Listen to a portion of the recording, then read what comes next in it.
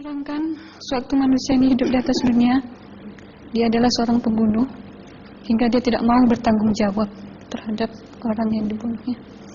Terus yang ketiga, saya melihat ada seorang laki-laki dihujam kemaluannya pakai besi panas, timah panas itu ya, hingga menembus. Waktu itu saya Ruh bilang sama Amal, wahai amalku, dosa apakah yang manusia ini hidup di atas dunia?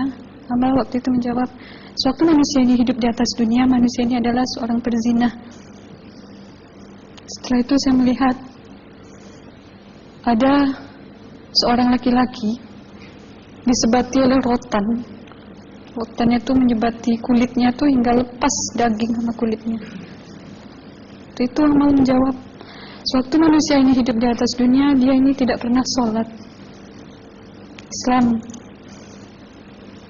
Hingga waktu matinya pun dia tidak mengucap 2 kalimat syahadat. Dan pada waktu itu Roh sama Amal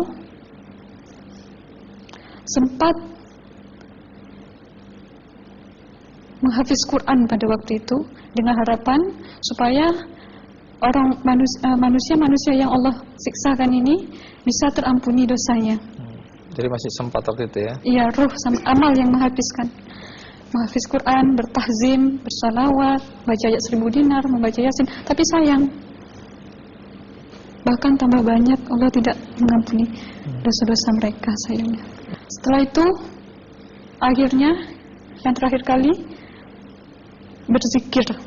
Zikir saya pada waktu itu, subhanallah, walhamdulillah, wala ilaha illallah, wallahu akbar, la haula wala quwwata illa billahil aliyul azim. Sekuat-kuatnya nada saya berteriak.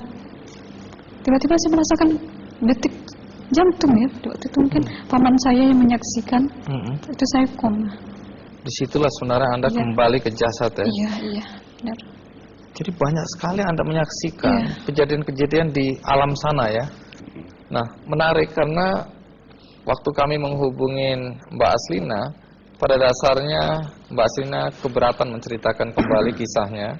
Tapi kalau toh akhirnya Anda mau sampai di sini dan Anda sudah bercerita, apa harapan Anda pada orang-orang yang mendengarkan kisah ini?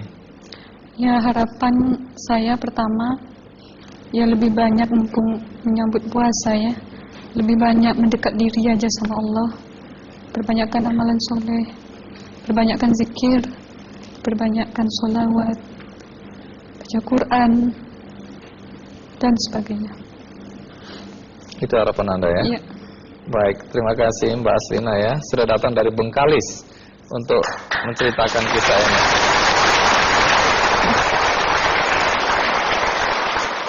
Dua jam lebih dia dianggap meninggal.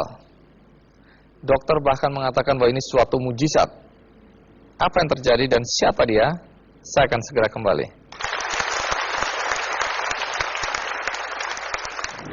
Anda juga pernah mengalami mati suri bahkan sampai 2 jam lebih. Dia 2 jam 3 menit. Kayak ada gerbong yang besar kerajaan itu. Saya mau dekat kira-kira ya dari sana, ini dari sini ke sana tuh. Naik kayak begitu. Terus lari saya. Ada yang menutup 2 orang tuh, satu pintu tuh. Udah penuh katanya.